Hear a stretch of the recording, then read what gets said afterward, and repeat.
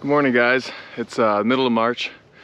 It's been a little while since my last video. For the most part, it was very cold this morning and I was out of town for a week, but we're back here on the farm and we're finishing up our frost seeding. So I'm a little out of breath. Sun wasn't out this morning when I got out here. Hey guys, it's been a little while, I know. I have been really trying to finish and actually get this video going for frost seeding. You know, how to kind of calculate and get your frost seeding done. GoPro would die or something would happen, but we're finally back. Hopefully not everyone is done. If you're not, that's okay. You still have plenty of time. It's actually something I've even spoken to Jeff about, Jeff Sturgis from Whitetail Habitat Solutions, and it is okay. It's about the weed control later. You can certainly spray more a little bit down the road. I know he did that on his new property that he got just this past year, and he had a great stand, and it's gonna be, of course, finishing off its growth next year and looking really good, he said. So that made me feel a lot better. I hope it makes you guys feel a little better too if you haven't finished. So we're out here. It is like the third week of March, something like that. Just trying to finish up. I only have a couple small spots left, but I wanted to take you guys through real quick kind of how I mapped out and calculated my frost seeding, my switchgrass, and where to put everything. So if you haven't seen the Implementing a Professional Whitetail Habitat Solution Plan, go ahead and check that video out. I'll link it right up here at the top. And that is kind of the whole outline of what we're trying to do. So if you haven't followed along, that'll give you a nice preview. I wanted to start off by showing you my prep work. I know I did a video on prep work with the flags and things like that, and you might be able to see some of them out on the ground and kind of the borders and whatnot. But the tool that I use that I've also mentioned before is actually Onyx. I know most of you probably know what it is, but it's that red square right there, Onyx. And we're gonna go ahead and click that. You can kind of see some of my outlines of my farm, and you can see some yellow and some red. Ignore the colors, I had to redo this so it's a little sloppy. But essentially what you can do is create areas and it will tell you how big the area is. So this is about an acre and a half, and what you're gonna do is just go to map tools here in the bottom and then area shape. And you get a little crosshair and you can just hit drop point, and you can do as many points as you want to create an area.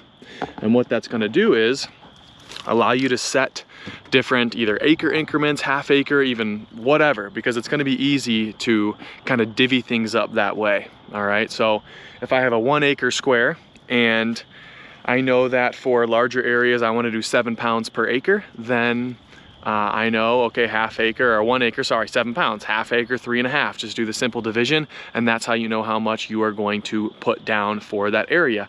And of course, using Onyx, you have it right there on the map, so you can find some, you know, land markers, that tree, this tree, that's a half acre, this is an acre, and just divvy it up like that. That's what I did. It's a great tool. For those of you that don't have it, they also, I know I've mentioned camofire.com before for trail cams and things like that, but I always see sometimes some Onyx subscriptions on there too, like a discount on the you know, premium membership or the regular membership for your state and things like that. So from there, I wanted to take you through my tools. I know most of you are already familiar probably with you know, the Earthway spreader and things like that.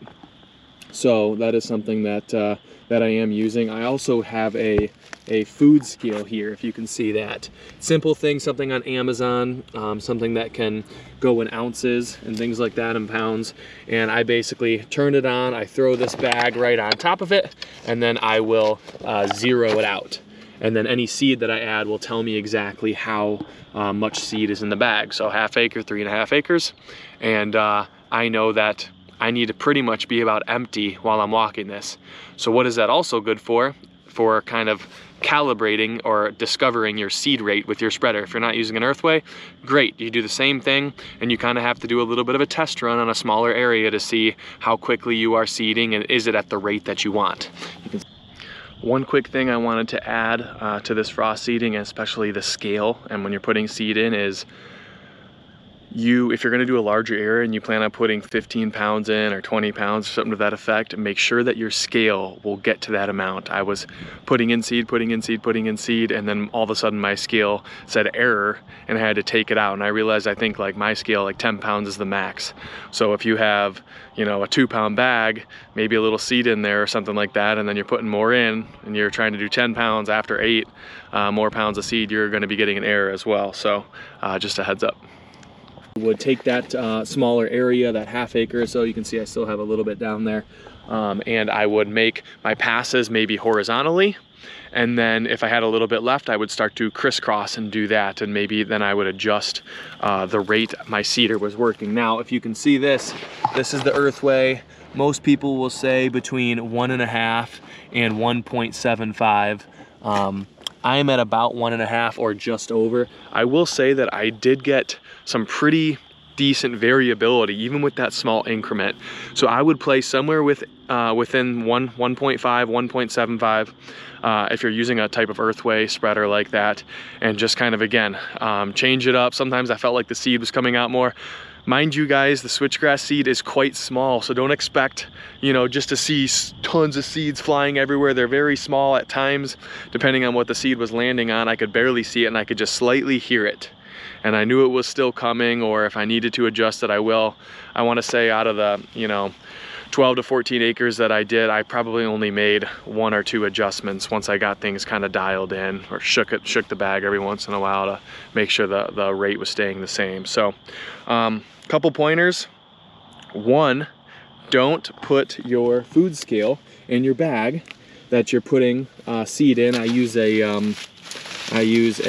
like a Tupperware cup like this to scoop it out and weigh it out and then put it into my earthway bag. Don't try and balance the earthway on a scale on your ATV and then have it fall over.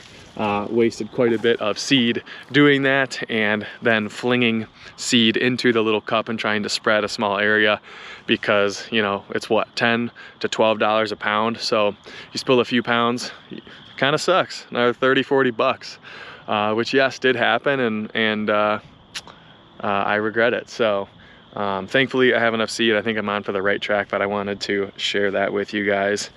Other than that, that is about it. Use the tools that you have, know your seed rate. I do, if I didn't already say this, I do 7 pounds for the more open areas, but if you just saw on my phone there were some skinnier paths, and those a lot of times are outlining the food plots.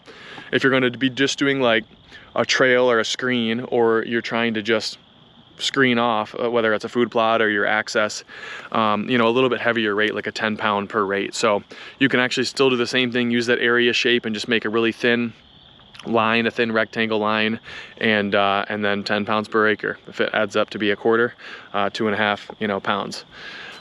So same stuff. I think that is all I have for you guys. Sorry it took so long. Hopefully you're feeling a little bit more confident. I'll have a video coming out just after this on the pre-emergent spraying, which will be on all of these switchgrass areas, and that'll kind of start wrapping up the frost seeding and switchgrass for this. So next after that we'll be kind of diving into the glyphosate, the second spraying, potentially a third spraying, and then getting into that buckwheat and cover crop, because we are going to follow that system that Jeff has, again like I said, so I can show it to you guys and really go over my results and things like that. We have probably, just to kind of recap the woods, I know I did a video on some cutting. We did cut probably 35 to 55-ish, if I had to guess, trees, just clean off, try and open up some of that canopy, especially in like the 3 or 4 bedding areas we have picked out, and maybe a little bit more. So a lot of that too into the spring and turkey season and stuff, we're gonna go in and start doing our hinge cutting for those areas, and bring that to you guys using the habitat hook and just kind of see how those tools really work. Haven't been able to use them much, but definitely a few days of cutting for sure to come as well. So stay tuned, and we'll see you guys next time.